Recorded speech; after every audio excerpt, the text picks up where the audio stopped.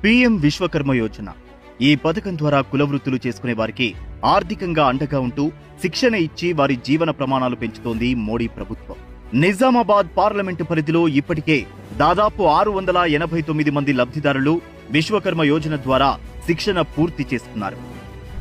ప్రధానమంత్రి విశ్వకర్మ యోజన లోన్ గురించి తెలుసుకున్న తర్వాత నేను వెళ్ళడం జరిగింది. మీసేవలో అప్లై చేసుకోవడం జరిగింది. అలాగే 5 రోజుల ట్రైనింగ్ ఇవ్వడం జరిగింది. దీనివల్ల అందరికీ చాలా లాభాలు ఉన్నాయి. 5 రోజుల తర్వాత నాకు స్టైఫండ్ కూడా వచ్చింది. తర్వాత బ్యాంక్ వాళ్ళు పిలిచి దానికి లోన్ ఇచ్చారు.